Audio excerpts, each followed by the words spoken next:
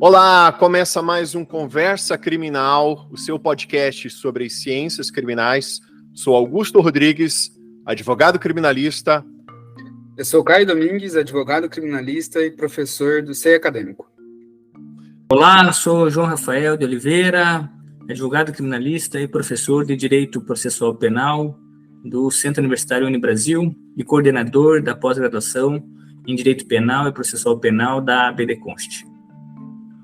Hoje viemos aqui para falarmos sobre o livro Habeas Corpus como instrumento formador de precedente vinculante, o livro de autoria do nosso convidado, o professor João Rafael de Oliveira. E para isso também convidei o professor Caio Domingues, que é um grande entusiasta dessa obra, sempre está recomendando aqui nos nossos episódios do Conversa Criminal.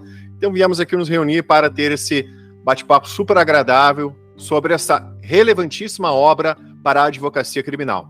Então confira mais esse episódio do Conversa Criminal Podcast.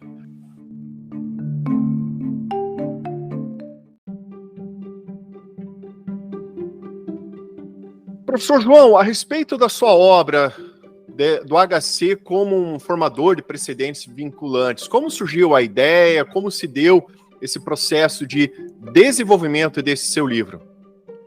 Olá, Augusto. Olá, Caio. Aos nossos ouvintes do Conversa Criminal. Um prazer estar aqui com vocês para dialogar sobre esse tema, como dito por ti, relevantíssimo no cenário atual do direito penal e processual penal brasileiro.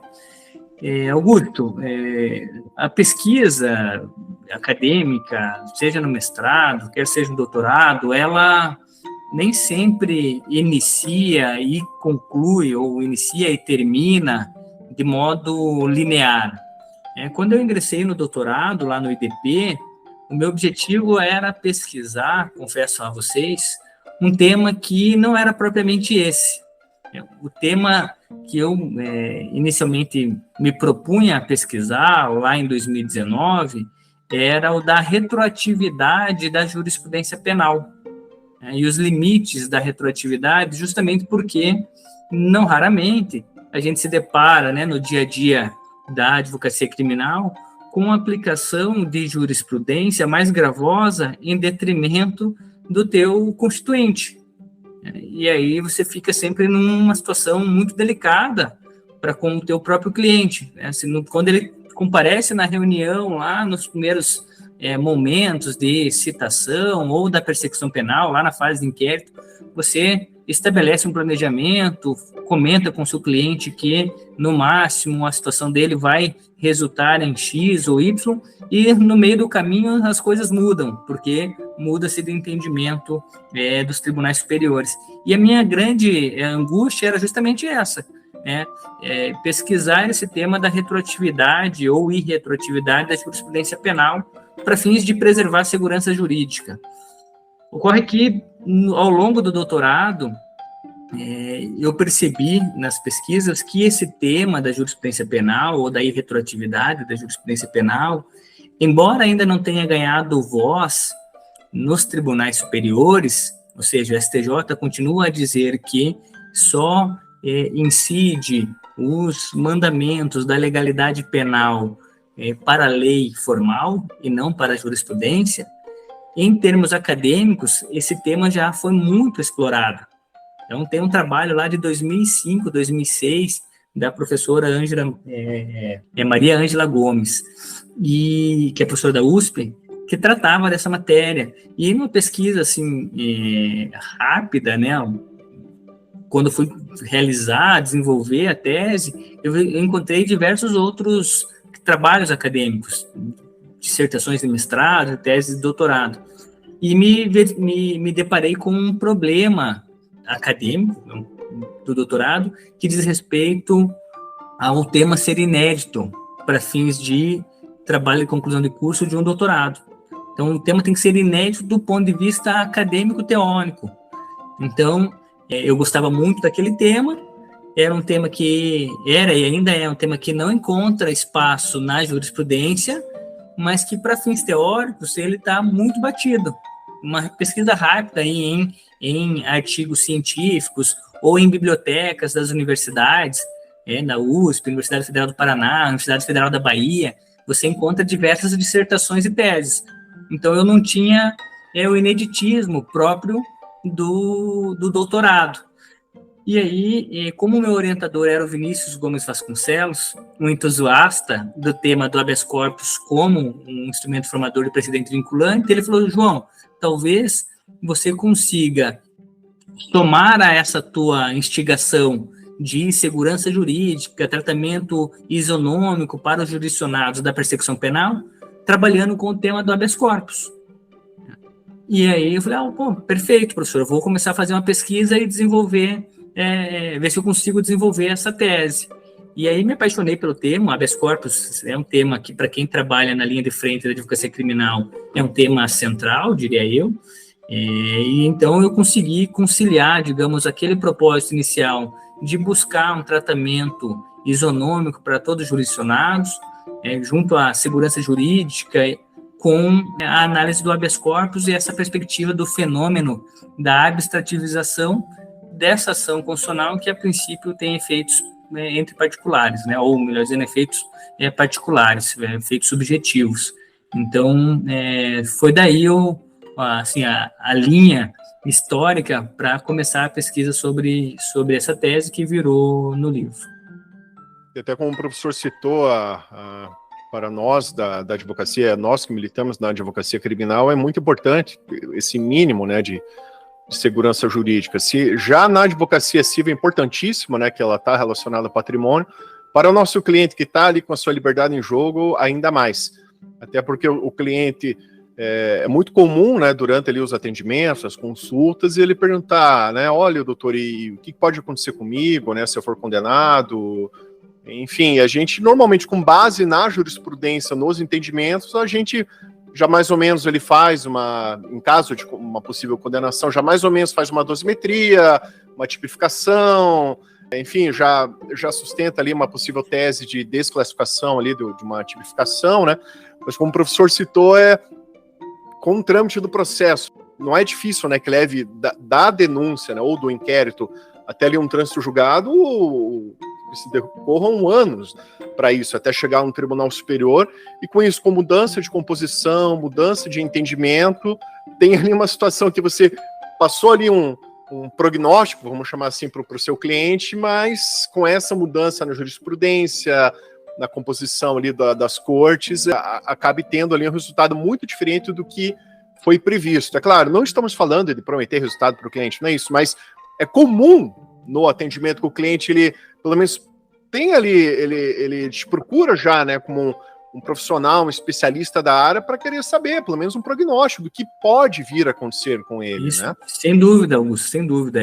Esse prognóstico, ele tem que ser passado para o cliente, porque normalmente ele vem já angustiado, querendo saber quais são as consequências do processo criminal a que ele está respondendo, e sem prometer resultados, você estabelece ali um planejamento, uma estratégia de defesa. Olha, temos essa chance de suspensão condicional, temos essa chance de ANPP, temos possibilidade de desclassificação do tráfico. A gente atua muito pouco no escritório, mas já chegou a atuar num caso ou outro. Você pode dizer, olha, o STJ definiu esses parâmetros para aplicação da figura do privilegiado. E se ao longo do processo, que demora por vezes anos, mesmo sendo um processo eletrônico, há uma mudança de entendimento jurisprudencial, se você não tiver esses limites de irretroatividade para a mudança que se torna mais grave para o acusado, evidentemente isso, além de violar a segurança jurídica dos jurisdicionados, também coloca o advogado em maus lençóis, porque vai, no final das contas, achar que o advogado acabou mentindo para o cliente, quando não é bem isso. Então, sem dúvida, a gente não deve prometer, jamais se cogita isso, prometer resultado, mas você faz um prognóstico, uma análise das consequências que aquele caso podem repercutir ou não na esfera de liberdade do constituinte,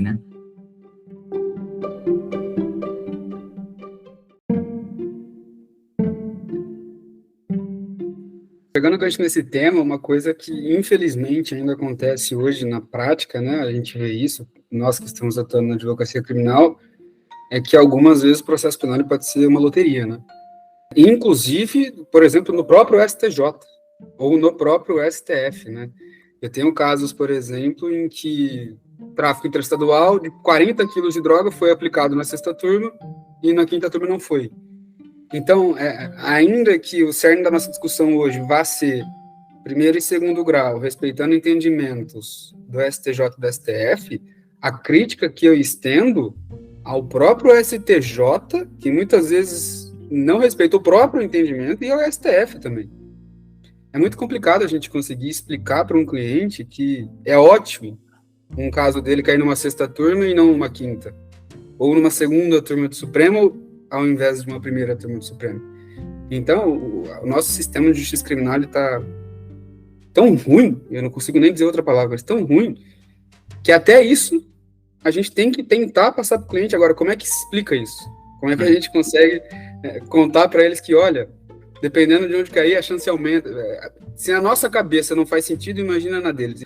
E, Caio, quando eu desenvolvi a pesquisa, a ideia, eu acho que eu digo isso na introdução, talvez, era justamente evitar esses problemas, né, da chamada jurisprudência lotérica.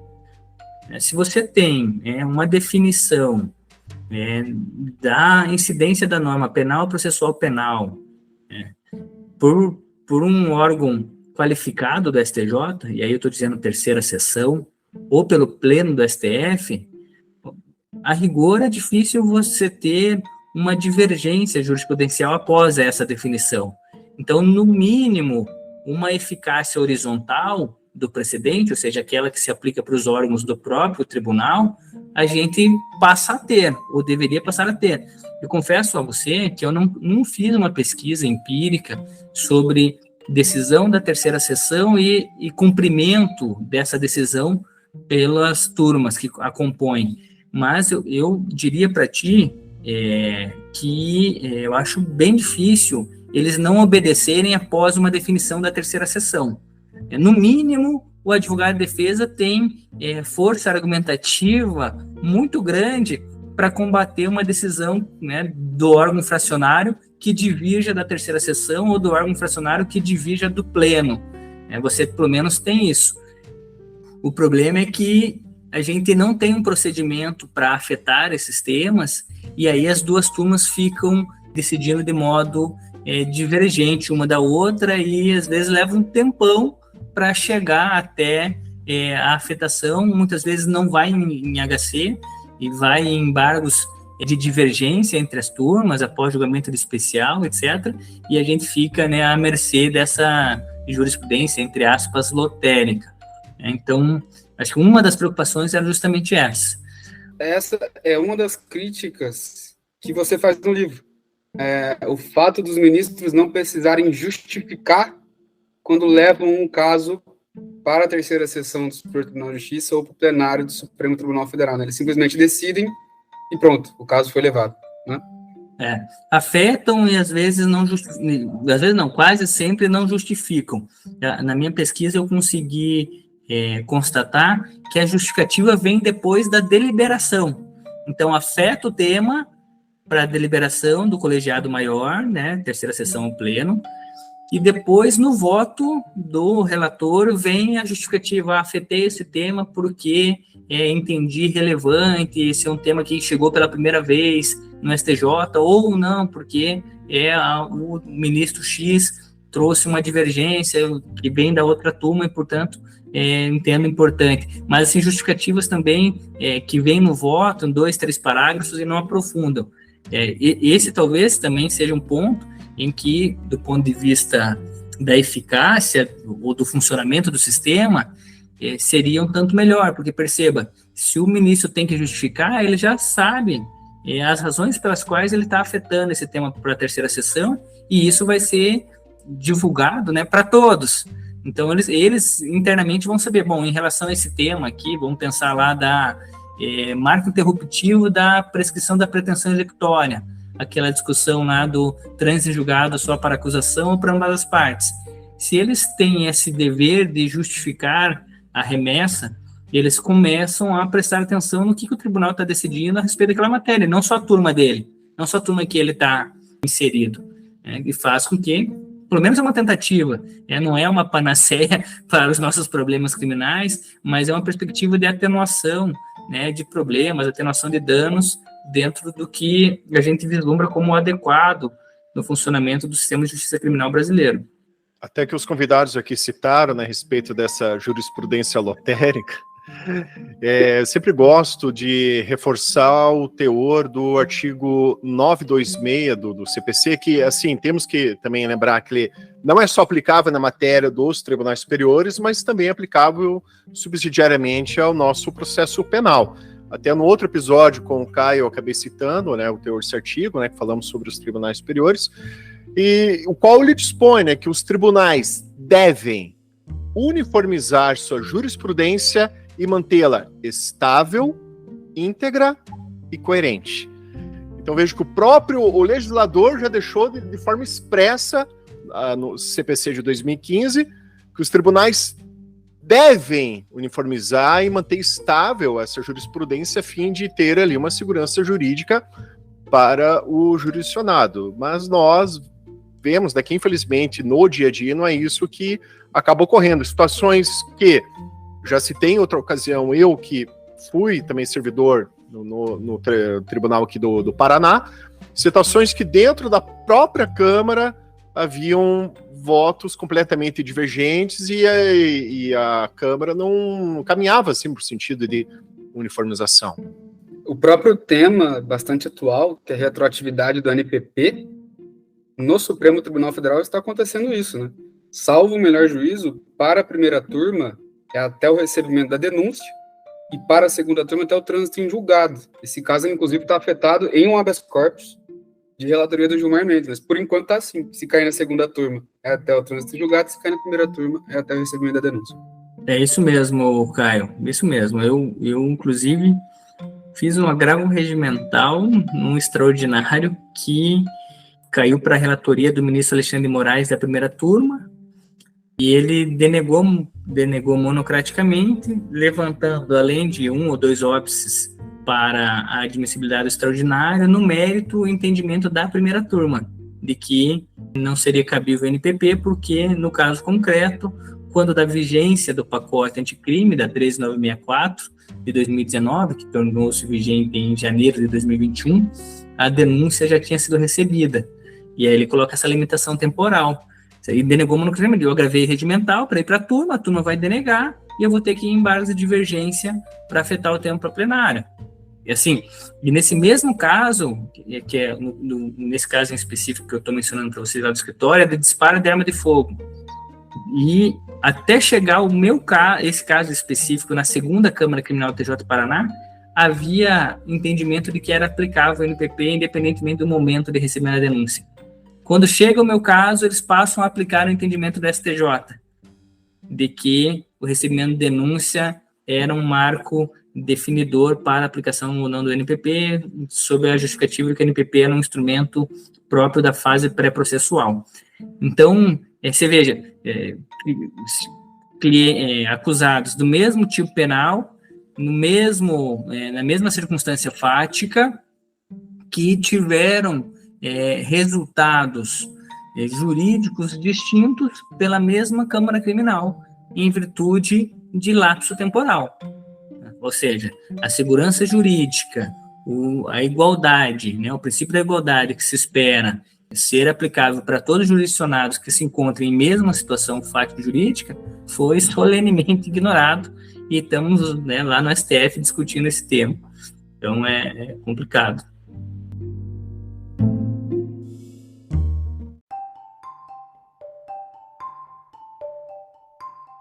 Professor, se eu entendi muito bem, e eu li com muita atenção, porque eu gosto muito de habeas corpus, o senhor defende que HCs podem ter força como precedente vinculante se julgados pelo plenário do Supremo ou pela terceira sessão do STJ, com mais algumas coisas ali. Publicidade para participação de amicus curiae, justificativa do motivo pelo qual se levou ao plenário do STF, à terceira sessão do STJ, enfim. Só que tem alguns temas que já são pacificados nas duas turmas, por exemplo, da STJ, que não foram julgados pela terceira sessão. Salvo o melhor juízo, o senhor dá até um exemplo.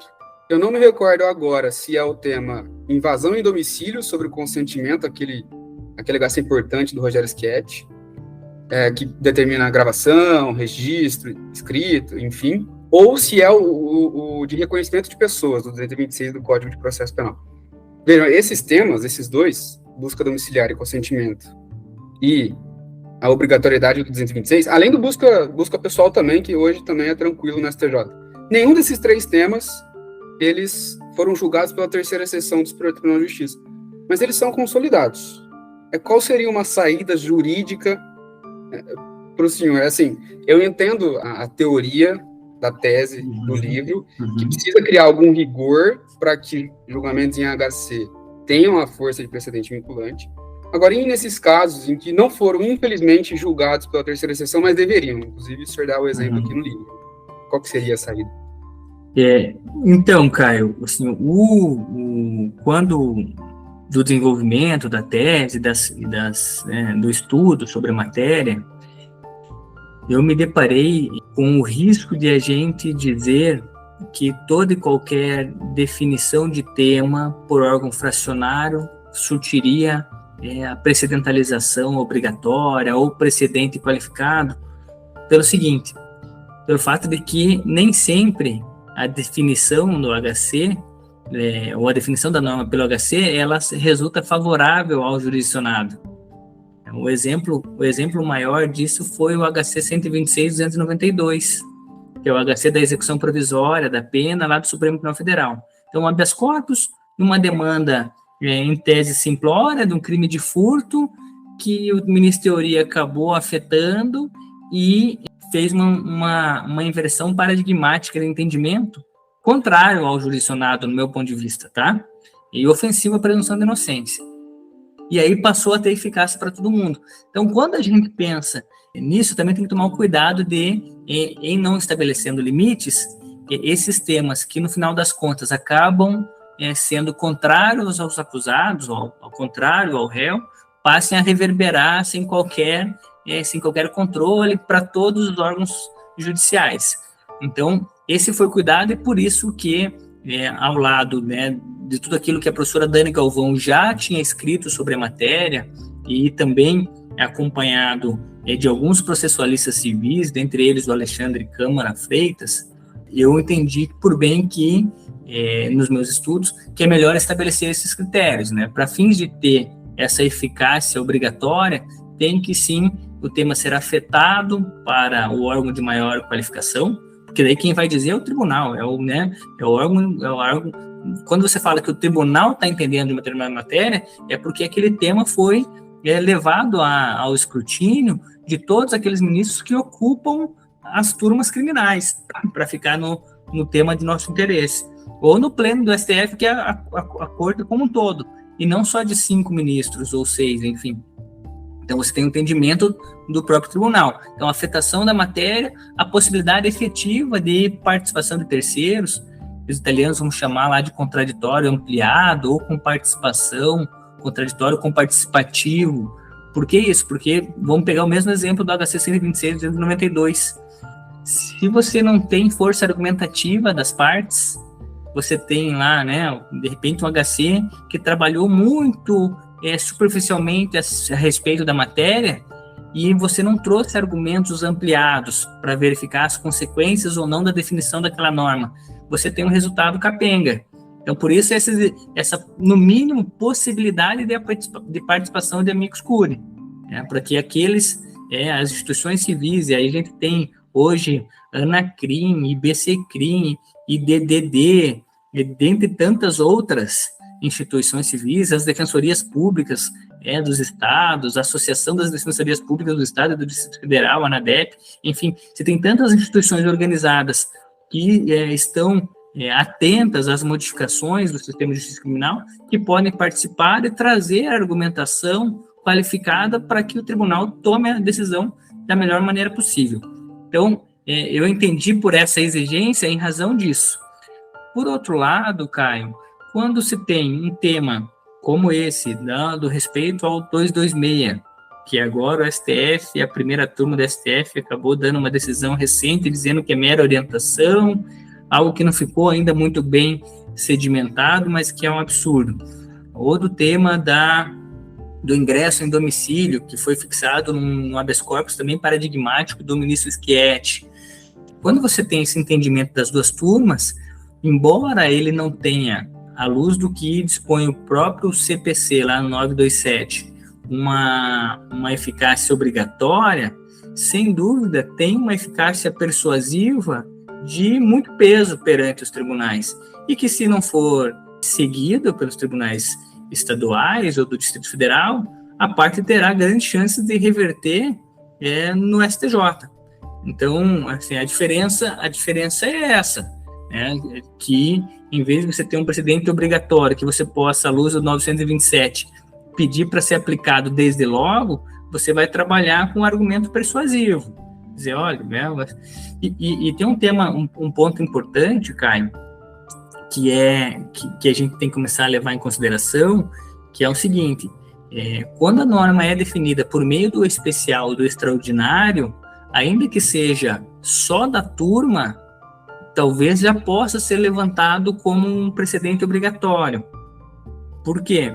Porque tanto a norma do 105 da Constituição quanto a norma do 102, que respectivamente tratam do STJ e do STF, elas falam, quando se trata de recurso especial e extraordinário, da natureza da função das cortes de sobreposição de definir a norma penal ou processual penal, ou melhor dizendo, de definir a norma federal ou a norma constitucional. E aí você tem essa função nomofilática do STJ e do STF quando se está diante de especial e extraordinário, o que não está delimitado na Constituição quando a gente analisa habeas corpus e recurso ordinário em habeas corpus. Essa não tem essa função a rigor disposta na Constituição, né? Em habeas corpus e recurso ordinário em habeas corpus, análise de coação ilegal. Claro que é a partir, né, e isso demonstra o meu trabalho na análise empírica, que muitos temas têm sido levados à discussão por essas ferramentas, né, HC e RHC, mas elas não são propriamente ditas destinadas à definição de norma federal ou constitucional.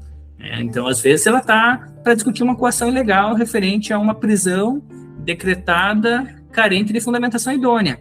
E você não tem, a rigor, uma discussão sobre a incidência de norma penal ou norma processual penal em casos concretos, né? Dos quais você possa dar algum grau de abstrativização. Nem sempre você vai ter isso em habeas corpus, não. No especial e no extraordinário, a rigor, a norma constitucional permite isso. Por isso que eu faço até uma ressalva quando eu analiso essa matéria no meu livro, acerca do entendimento dos professores lá do processo civil, o Marinoni e o Mitidiero, que dizem o seguinte: precedentes das cortes de sobreposição, do STJ e do STF, são sempre precedentes vinculantes. Eles vão dizer isso, né? Mas eu penso que eles estão dizendo isso a partir do funcionamento do especial e do extraordinário, e não das ações autônomas de impugnação.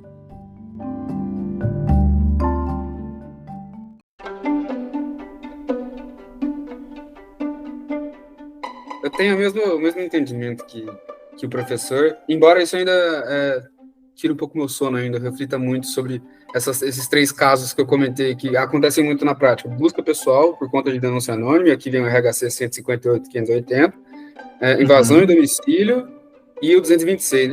Eu comentei no último podcast que eu gravei aqui com o Augusto. Esses tempos eu fiz uma ostentação na 11ª Câmara Criminal aqui de São Paulo. O desembargador e o relator, eles simplesmente dizem que o 226 sequer precisa ser feito. Não é que é uma recomendação, e se for um show-up tá tudo certo. Não, ele falou que não precisa. E, nossa, tudo bem, né? É uma Constituição própria. Uma pergunta curiosa. Curiosa não, eu quero saber a posição do professor. E a possibilidade de usar HC em embargos de divergência? Eu acho que isso ajudaria o sistema de justiça criminal, mas também eu acho que precisaria de algum rigor técnico ali para que a gente pudesse utilizar esse mecanismo. Eu sou super favorável a utilizar o HC como, ou melhor dizendo, um acórdão em HC como paradigma para embargos de divergência, ou até mesmo como fundamento para a linha C do 105, né, do recurso especial com base no dissídio jurisprudencial, porque, a rigor, o habeas corpus, ele analisa matéria jurídica ou tem a possibilidade de analisar matéria jurídica que independe de valoração fática ou de revaloração fática. Aliás, o habeas corpus, como diz a própria jurisprudência do STJ, do STF, é um instrumento de via estreita, excepcionalíssimo, etc., que não tem valoração probatória. Ora, se você tem uma ação que não permite esse amplo espectro cognitivo de revaloração probatória, senão que a partir da prova pré-constituída você já examina matéria jurídica, qual a diferença dela para um recurso especial ou para um acórdão que decide em especial? Nenhuma, né? A discussão é jurídica a partir da prova já pré-constituída. Então, a rigor eu não vejo justificativa alguma para esse entendimento que ainda persiste no STJ de impossibilidade de utilização de acordo que deriva de HC ou de RHC como fundamento para embargos de divergência ou como fundamento para o dissídio jurisprudencial lá do recurso especial nos termos do 105.3c da Constituição. Não vejo fundamento nenhum, isso daí é uma jurisprudência defensiva que já está passado da hora de ser revista. Recentemente, Caio, eu até tenho isso aqui, deixa eu ver em algum lugar das minhas separações aqui de temas para pesquisa, que o STJ quase mudou, ficou assim, numa votação apertada para a mudança desse tema. Agravo alimentar nos embargos de divergência no agravo no recurso especial 268/76 do Rio Grande do Sul. Foi quase. É de abril desse ano. Isso. Quatro ministros ficaram vencidos na proposta de permitir que o acordo em HC ou RHC possa servir de fundamento para embargos de divergência ou do recurso especial com dissídio jurisprudencial. Então, esse tema está assim, em vias de mudar. Até porque a hora que os ministros perceberem que a partir disso você consegue imprimir uma maior racionalidade no próprio funcionamento do STJ, eles vão rapidamente mudar de entendimento. Porque se você tem uma definição em habeas corpus, que é a partir da qual você possa levar para a discussão em embargos de divergência especial, e aí definir o tema para tudo, não tem por que os órgãos fracionários ficarem discutindo. Depois você pode ter só decisão monocrática, dizendo, olha, o tema já está decidido pela terceira sessão e tal, e acabou. Então, você imprime maior racionalidade no funcionamento do STJ. E eles não se perceberam disso ainda, é um tema que eles ficam muito na dúvida. Recentemente eu participei de um congresso em que teve a participação do ministro Joel, foi lá em Recife, um congresso do Instituto Brasileiro de Direito Penal Econômico, e o ministro Joel Paciornik falou que eles estavam discutindo seriamente esse tema, que é de servir ou não habeas corpus. A dúvida deles era de demandar um aumento do volume de HCs, que para eles já é bastante significativo, mas que eles estavam discutindo. Então, assim, eu acho que está prestes a mudar. Sobre essa matéria, tem um artigo do Toron no Conjur já de um bom tempo. Ele também trabalha isso no livro dele, mas tem um artiguinho no Conjur em que ele, de forma brilhante, como isso ia acontecer, ele defende a possibilidade de utilização do acórdão decorrente de HC como paradigma para fundamentar embargos de divergência e recurso especial com base em dissídio jurisprudencial. Agora, sim, uma reflexão que eu tenho aqui. Tudo que o STJ e o STF já tentaram fazer para diminuir o número de impetrações de habeas corpus não deu certo. Nada deu certo. Aquela impossibilidade de utilizar o HC em substituição primeiro ao RHC, né? Inclusive, o professor comenta isso no livro, se não me engano, foi num caso do Lula, né, que o plenário julgou sobre a possibilidade de impetrar o HC em substituição ao ROC, e hoje a primeira turma não admite, mesmo depois de ser julgado, olha só que coisa. Então, nunca diminuiu o número de HCs. Talvez por conta disso, porque hoje o primeiro e segundo grau não seguem orientações pacíficas dos tribunais superiores. Talvez uma das saídas para se diminuir o número da impetração de habeas corpus não é essa jurisprudência defensiva de não poder usar o HC em embargos de divergência ou não poder usar o HC em substituição ao ROC, ao RESP e à revisão, mas sim, talvez, chegar na conclusão de que julgamentos pela terceira sessão e pelo plenário podem ter força de precedente, vinculante, assim como o professor defende no seu livro. Isso sim diminuiria, na minha visão, o número de HCs impetrados, e não o contrário. Sim, se você tem, por exemplo, penso eu, né, uma definição muito clara nesse sentido, que advenha tanto do STJ quanto do STF, e concessão de HCs monocraticamente porque já está de acordo com o tema definido pela terceira sessão do Pleno. E isso vai via informações, né, lá pro juízes de primeiro grau e para os TJs. O que vai acontecer ao longo de poucos meses? Bom, a gente precisa começar a aplicar esses entendimentos, porque a gente vai ter retrabalho, né? Então, parece que vai empurrar, né, no meu ponto de vista, a cultura jurídica dos tribunais e dos juízes de primeiro grau para a aplicação daquilo que entendeu o STJ e o STF, quer seja para um lado, quer seja para o outro, mas me parece ser essa, assim, a dinâmica que deve se dar se o próprio STJ e o STF exigirem o respeito dos seus entendimentos, né, desde que sejam entendimentos consolidados no STJ, pela terceira sessão, pelo Pleno, né? E isso, Caio, nem sempre vai ser favorável à defesa. A gente precisa também ter um pouco de lucidez, porque pode ser que tenha uma definição de um tema que soe contrário, mas que pelo menos vá se aplicar de forma isonômica para todos os jurisdicionados. O que não pode né, um acusado que esteja em Curitiba ter uma posição favorável, o outro que esteja em Bebedouros, essa a tua cidade, Caio, tenha uma solução completamente distinta, uma vez que a norma é federal e, portanto, aplicável para todos que estejam na jurisdição federal, né, ou, né, independentemente do município que se encontre.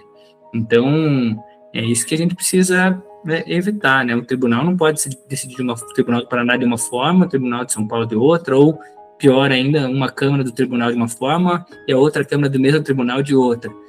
Então, a gente precisa, acho que, avançar para essa finalidade. Até considerando o que o professor já citou, o princípio da isonomia, né, que está ali consagrado no artigo 5º da Constituição, né? Temos ali situações em que uma pessoa de determinada região tem uma aplicação da norma federal ou da norma constitucional, o que é aplicado uma interpretação completamente diferente em outra região do Brasil. E não só isso, né? A depender ali do órgão julgador também, enfim, isso já falando dos tribunais superiores, né, que tem essa função de uniformizar, né, a interpretação da lei ou da Constituição, mas também isso. Dentro dos colegiados ali já tem divergências entre eles.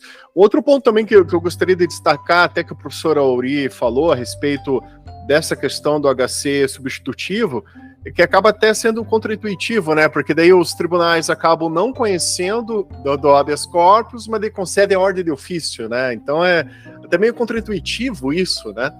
O Badaró também vai mencionar que isso é ilógico, né? Contraproducente, porque ele não conhece, mas para fins de conceder de ofício. É um absurdo.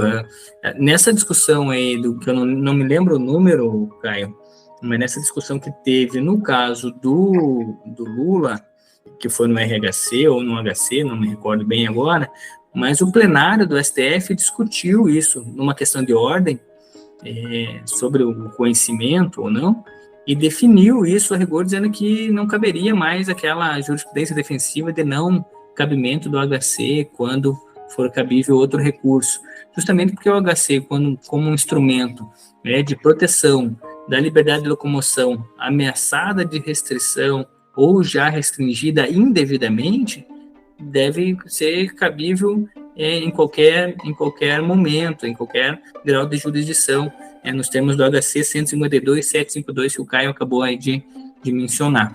Então, o Pleno definiu isso, e em definido isso pelo Pleno do Supremo, nós devíamos ter uma eficácia vertical, né, tanto para horizontal para os primeira e segunda turma do STF e vertical para o STJ e todos os demais tribunais que estejam hierarquicamente abaixo dessas cortes de sobreposição. Mas não é isso que a gente tem visto, infelizmente. Às vezes, eu não sei com vocês, né, como está assim, a experiência de vocês, mas eu já me deparei com alguns casos de ingressar com HC, porque teve um tema que o advogado anterior acabou não suscitando, mas é um tema importante, que tem até entendimento simulado, e para não deixar transitar em julgado e ser expedido em mandado de prisão, você entra com HC para discutir esse novo tema. Eu fiz isso recentemente, Tribunal Regional Federal da 4ª Região, pedindo a incidência da atenuante da confissão espontânea, porque o juiz, né, no primeiro grau, adotou lá como razão de fundamentar o reconhecimento da autoria o depoimento na fase extralegal, na fase policial, extrajudicial, né, fase extralegal, na fase extrajudicial. E o anterior advogado não tinha alegado esse tema, já estava em fase desse recurso especial. Eu fui lá e impetei um habeas corpus para dizer, olha, tem que conhecer dessa matéria para fins de diminuir a pena, porque isso vai repercutir no regime prisional. Eis que o TRF vem e diz que não caberia essa discussão, que isso seria tema só para revisão criminal. Ou seja, tem que aguardar, transitar em julgado, uma coação ilegal que está evidente não pode ser reparada por uma formalização que a rigor contraria o que a Constituição diz sobre habeas corpus. Porque tem um risco de coação ilegal. Qual é o risco? O não reconhecimento de um dispositivo legal, a não incidência de um dispositivo legal, que resultaria na diminuição de pena e, portanto, na alteração do regime prisional, do semiaberto para o aberto. Como que você não conhece isso em habeas corpus? Se o habeas corpus não serve para isso, para que serve? Mas o TRF acabou decidindo por não conhecer, e tivemos que ir para o STJ. Então, para a gente ver, assim, o problema é que isso, no final das contas, lá na ponta, vai resultar em inúmeros HCs que tem que chegar até o STJ para o STJ decidir, porque no final das contas essa matéria está simulada, matéria que diz que toda confissão parcial ou integral, judicial ou extrajudicial que for utilizada para fins de condenação deve ser considerada para fins de atenuante do 65.3D, se não me engano, 65.3D do Código Penal. E se os tribunais não conhecem, o que você vai fazer? Você vai de habeas corpus até o STJ. E aí você vai aumentando a demanda. Aí, se o tribunal não conhece HC, você vai de HC até o STJ, o STJ vai dar. Se não der, você tem que esperar e vir com revisão criminal. Se não der revisão criminal, HC de novo. Você veja, a mesma situação fática pode resultar em inúmeros habeas corpus, por falta de coerência e de integridade, unidade da própria jurisprudência. Professor, eu tenho vários casos assim, só que os casos que eu peguei foram todos de HC substitutivo de revisões criminais, né? Tinha alguma nulidade que não foi arguida pela defesa, infelizmente isso acontece muito, né? A gente chega contratado com uma execução penal e aí a gente vê um tráfico publicitário afastado ou uma busca que foi feita em desacordo com a atual jurisprudência, né, do STJ e do STF. E o que costuma acontecer nesses casos, quando não foi alegado e eu começo no TJ, eu vou para o STJ, o STJ determina que o TJ analise o mérito, eu perco, eu tenho que voltar para o STJ. Então, é hercúleo o negócio, sabe? Chega a ser uma aberração, assim mesmo. Mas, enfim, geralmente costuma acontecer dessa forma. Quando já está discutido em primeiro e segundo grau, eu começo o HC substitutivo de revisão no próprio STJ, porque eu entendo que não tem supressão de instância, embora o STJ não seja competente para revisões criminais que eles não julgaram, né? O HC substitutivo de revisão costuma dar muito certo, ali, principalmente na sexta turma. Se for matéria consolidada na turma, eles vão, ainda que eles não conheçam do HC, eles vão dar de ofício, né? Então, enfim, essa possibilidade aí que eles têm entendido de não conhecimento, mas com concessão de ofício como diz o Augusto, contraintuitivo, né? É ilógico.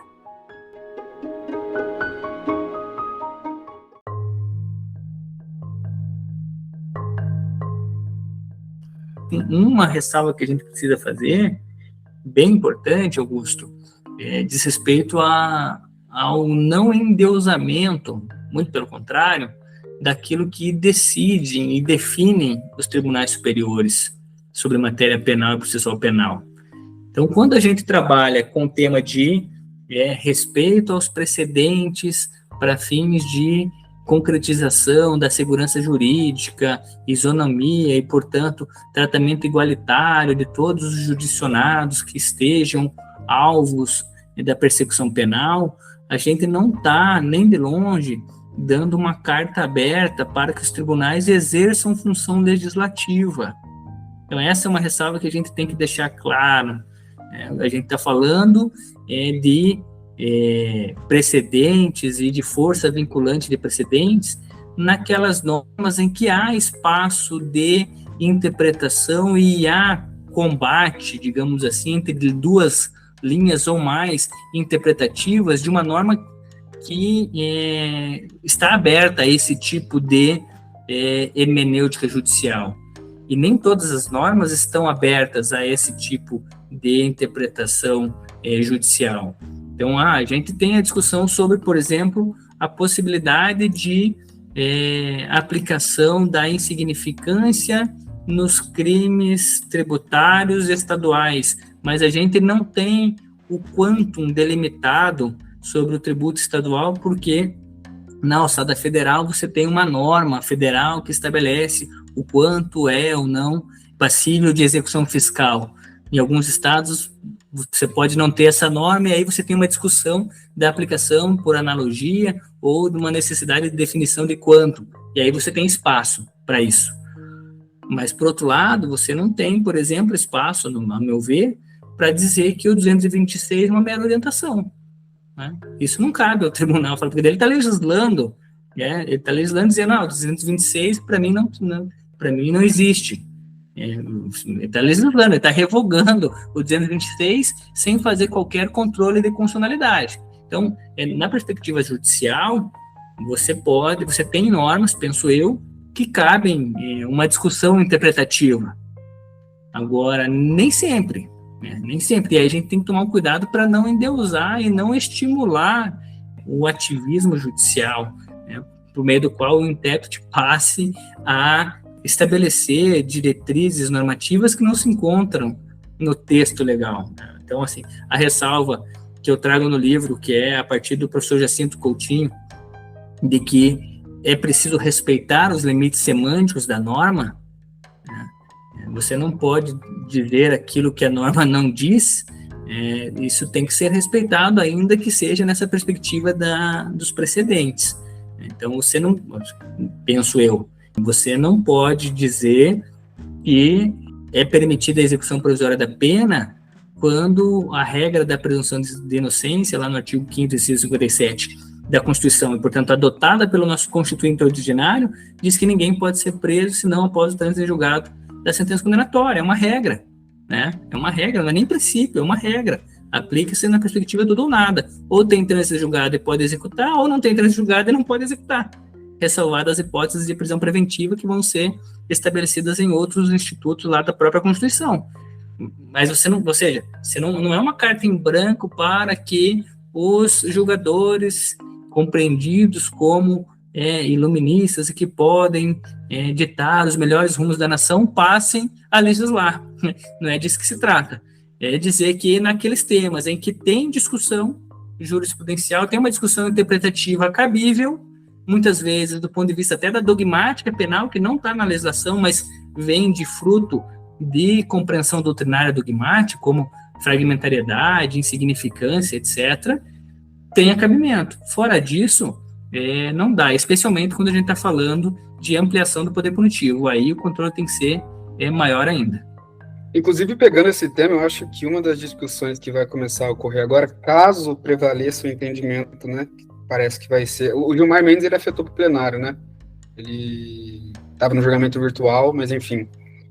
Vai ser a aplicação disso para casos que já estão acontecendo. E aí? Vai ser imediatamente aplicada para todos os casos que está com o Tribunal de Júri, ou seria uma jurisprudência maléfica? Será que é norma material também? Enfim, é uma discussão que o STF vai ter que rediscutir mais para frente. Mas, de fato, é perfeito. A respeito da execução provisória do júri, você está falando, né, Caio? Isso, exatamente. Só para deixar claro. Isso, eu mencionei de modo genérico, de modo mais geral, a questão da execução provisória da pena, lá do HC 126.292, né? Mas tem essa que está a se consolidar, né, como execução provisória no júri, que, veja bem, você tem uma regra estabelecida no Código do Processo Penal, a partir do qual você pode trazer a discussão da constitucionalidade ou não frente à presunção de inocência, né? 4 dos 5 votos já proferidos, salvo engano, isso eu não li os votos, mas eu vi em notícia de portais jurídicos, dizendo que vai ser possível aplicar, ou entendendo constitucional a aplicação, independentemente da pena. Aí está legislando. Pô, não dá. São coisas completamente distintas e a gente precisa levar isso muito a sério. Uma coisa é você dizer que é constitucional ou não o artigo 492, é isso? 492? 492, 3E, enfim. Uma coisa é você dizer se é ou não constitucional o dispositivo que está lá no Código de Processo Penal e foi inserido a partir do debate legislativo. E se você traz argumentos dizendo que não é constitucional, que tem constitucionalidade, está dentro daquilo que a Constituição estabelece ao Supremo Tribunal Federal fazer. Não é constitucional e, portanto, define a inconstitucionalidade, ok, tá ótimo. Agora, além de dizer que é constitucional estabelecer um parâmetro que não está na norma, aí você está legislando, aí não cabe, aí não tem nem, está fora da lógica de precedente ou não precedente. E a gente precisa tomar um pouco de cuidado com isso. Só para esclarecer para o ouvinte, o que o professor está citando é o artigo 492, inciso 1, a linha E do CPP, que ele dispõe a respeito da execução provisória da pena no tribunal do júri para penas iguais ou superiores a 15 anos de reclusão. Que daí está tendo essa discussão no Supremo se seria constitucional ou não essa execução provisória da pena, né? Que até só rapidamente deixar uma crítica aqui, sem mencionar a questão de evaluação, a presunção da inocência, mas é bizarro essa questão do tempo, da dosimetria em si, né? Por que 15 anos? Por que não 12? Por que não só para homicídio qualificado? É incrível, porque o legislador, de forma abstrata, escolheu 15 anos. Né? Então, além da crítica que eu já deixo a respeito da violação à presunção da inocência, né, por uma execução fora antes do trânsito julgado, ainda ter essa seletividade penal, vamos chamar assim, né, dos 15 anos de condenação. Eu confesso a você, Augusto, que eu não li a justificativa do pacote anticrime no que diz respeito a esse dispositivo, que foi inserido no pacote, né? Não li a justificativa.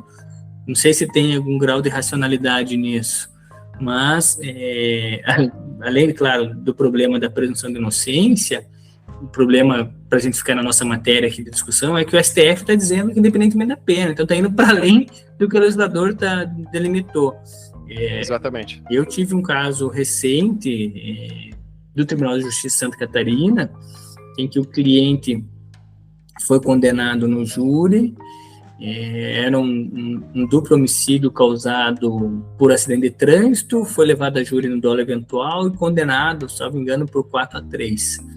Tá? E o juiz, na hora de aplicar a pena no tribunal do júri, no dia do júri, na sentença, ele, de forma inédita, reconheceu que se estava diante de concurso material e não concurso formal. Então, uma única batida, 2 resultados. Uma ação, 2 resultados. Denúncia, concurso formal, toda a discussão até chegar no júri, concurso formal. No momento da sentença, diz o juiz, olha, por se tratar de crime doloso, não é possível aplicar o concurso formal, tem que se reconhecer o concurso material. Ele faz uma interpretação bastante heterodoxa e aplica a pena de 15 anos e determina a execução no júri. Olha só, a gente vai de HC para o TJ, nega a liminar, vamos de HC contra a liminar, dizendo que é o caso de superação da súmula 691, né? E o STJ concede, após uns 15 dias, a liminar. Ok? O cliente foi solto, respondeu o recurso em liberdade. No julgamento da apelação, nós alegamos diversas nulidades do júri e alegamos no mérito a aplicação ilegal da pena por parte do juiz, que aplicou de forma inédita no concurso material quando estava, em verdade, diante de concurso formal, como sempre tinha sido postulado na própria acusação. E aí o tribunal reconheceu e a pena foi para 7 anos e 8 meses, a pena definitiva. O que demonstra que essa possibilidade de executar já no dia do júri, né, imediatamente após o júri, é bastante temerária, porque você pode ter erros procedimentais na hora do júri e pode ter erros de dosimetria da pena, que vão repercutir diretamente no regime prisional. Nesse caso, o sujeito seria de 15 anos no regime fechado para 7 anos e 8 meses no regime semiaberto. Você veja, uma diferença abissal de responsabilização criminal. Então, eu acho que essa inversão que o STF está prestes a fazer, né, já tem maioria, é bastante problemática, como tem denunciado todos os estudiosos aí do processo penal. E como o Caio até citou no outro episódio que gravamos, uma pessoa que defende uma execução provisória da pena, acho que não tem o menor conhecimento do sistema de justiça brasileiro, que é o que a gente está discutindo nesse episódio. Quantos precedentes já consolidados nos tribunais superiores que não são seguidos pelos tribunais ordinários e pelos juízes de primeira instância.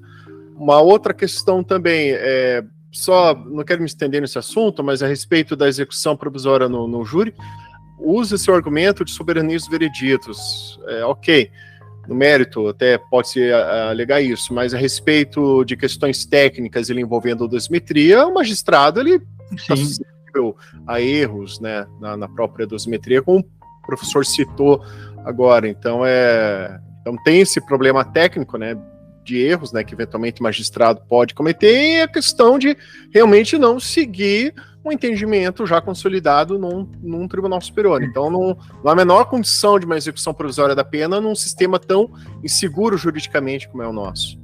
É uma falta de análise sistêmica por parte dos julgadores que estão definindo essa matéria que, assim, é difícil de a gente compreender, né, porque parece que desconsideram o que diz o 593 em termos de recurso contra a sentença do tribunal do júri.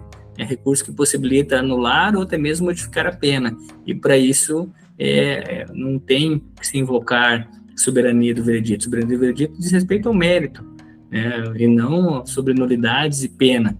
E isso causa uma diferença de responsabilização penal bastante gritante.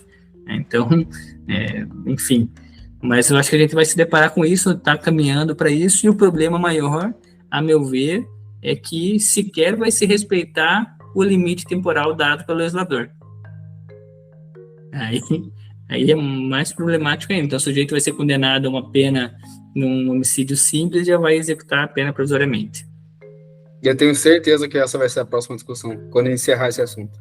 Homicídio de 2017 ali. Aí o júri agora, condenado a 8, 9 anos, executa automaticamente. E aí? Para ele vai aplicar esse novo entendimento? É essa a questão. O STF, olha só, claro, às vezes a gente está pensando ou tentando exigir racionalidade de quem, por vezes, não acompanha o entendimento já consolidado no próprio órgão judicial, né? Mas, dentro da nossa ingenuidade e romantização, por assim dizer, do funcionamento da justiça, é o que a gente espera. Mas o STF definiu, em termos do marco interruptivo para a prescrição da execução, a prescrição da pretensão executória, que só se aplica a partir de determinado tempo, ou seja, houve uma modulação do efeito. Se o STF, né, dentro da minha ingenuidade, Caio e Augusto, seguir a mesma racionalidade, né, dizendo, por ser uma norma de natureza híbrida, não pode ser aplicado esse novo entendimento para casos passados, e definiu lá outubro de 2020, porque foi quando a matéria foi afetada para discussão. Se aplicar isso, a gente vai ter uma delimitação temporal. Espero que assim o faça, porque vai ser dos problemas o menor, né? Pelo menos a gente vai ter uma delimitação temporal, né? Então, mas assim, dentro da minha ingenuidade de exigir racionalidade, por vezes, de um órgão judicial que não cumpre nem as decisões dadas pelo pleno, vide a questão do cabimento do habeas corpus como substitutivo de ROC ou de outros recursos, né? Enfim, mas temos essa possibilidade. Eu acho que é até um imperativo do ponto de vista da isonomia e da segurança jurídica, da previsibilidade, é um imperativo, né, que se aplique dessa forma, que pelo menos module. Tudo bem, estou julgando inconstitucional, que essa é a discussão, né? Estou julgando inconstitucional ou constitucional o artigo X. E passei a entendê-lo constitucional e de incidência agora, logo tenho que aplicar daqui para frente. Já que a jurisprudência até então era unânime em sentido oposto. Você tem o chamado overruling, né, que é uma mudança por completo de entendimento judicial sobre a matéria, que define a aplicação de norma pelos juízes para todo o Brasil. Logo, você tem que aplicar dali para frente. A gente está falando de uma norma de natureza processual com um caráter híbrido, porque repercute em aplicação de pena imediata, né? Então, me parece que tem que seguir essa lógica. Se a gente pensar em norma de natureza material, ainda mais, porque aí você está falando até mesmo de regulamentação do padrão de conduta do jurisdicionado. Você não aplica ou não aplica, aí você passa de aplica com sanções penais, você está regulando conduta das pessoas. Se você está regulando conduta das pessoas, ainda que pela via interpretativa, naquilo que volto na ressalva que eu fiz, naquilo que é possível o intérprete fazer, não criando, mas definindo, com maior razão, tem que ser aplicado dali para frente. Não pode... É o que eu penso, por exemplo, do que definiu o STF, e eu trabalho isso no meu livro, nos crimes de apropriação indébita tributária, ou crime de apropriação tributária, que foi definido lá pelo STF num recurso ordinário em habeas corpus, de relatoria do ministro Barroso. Já pego o número aqui para falar para vocês, mas que passou a definir que a apropriação, uma modalidade de apropriação indébita dos tributos seria crime, não só infração administrativa tributária, sendo que até então havia uma discussão sobre configuração ou não de crime, que é o RHC 163334, tipicidade da conduta de não recolhimento do valor de ICMS cobrado do adquirente de mercadoria ou serviço, incidência do tipo penal do artigo 2º, inciso 2 da Lei 8.137 de 90, está no ponto 235 do meu livro, que o STF, essa discussão já tinha passado pelo STJ, mas chegou até o STF definiu que era crime, e sendo que havia uma discussão dogmática de direito penal muito séria sobre a incidência ou não desse dispositivo a respeito dessa conduta, porque basicamente não tem fraude ao fisco nesse tipo de conduta. O sujeito repassa a carga tributária para o consumidor final, só que ele não recolhe, mas ele informa que repassou. Então ele se apropria do valor que foi pago pelo consumidor final, informa o fisco e não recolhe. Não há fraude, porque ele informou o fisco. E a discussão é, se não há fraude, não há que se falar em crime tributário, talvez uma infração administrativa tributária, mas não crime, porque crime sempre depende da fraude. E essa discussão foi, primeiro, levada até o STJ, e eu lembro que saiu uma matéria na Folha de São Paulo, ou no Valor Econômico, não me recordo agora de qual desses institutos, que dizia que mais de 15 mil empresários, ou pessoas jurídicas do Estado de São Paulo, estavam com as suas investigações suspensas, aguardando a definição dessa matéria. O que você faz? Você vai passar a aplicar para casos passados? Se você tem entendimento dizendo que, ainda que seja só de um órgão fracionário do STJ, dizendo que aquilo não é crime, você está orientando a conduta, o padrão de conduta do jurisdicionado. Daí depois, quando vira, você passa a aplicar para ele, isso é atingir sobremaneira a segurança jurídica e de modo muito direto a previsibilidade dos cidadãos. Como que você orienta a conduta, Você não consegue orientar a conduta se você tem essa oscilação de entendimento. Então, nesses casos de overruling, que é mudança de entendimento jurisprudencial, sendo matéria de norma penal ou matéria de norma processual penal híbrida, com consequências penais, penso que tem que modular o efeito e passar a aplicar dali para frente. Inclusive, indicação para o ouvinte aí que vai comprar o livro do professor, quando acabar aqui, de ouvir esse podcast, é o item 1.4, que ele trata sobre distinguished overruling.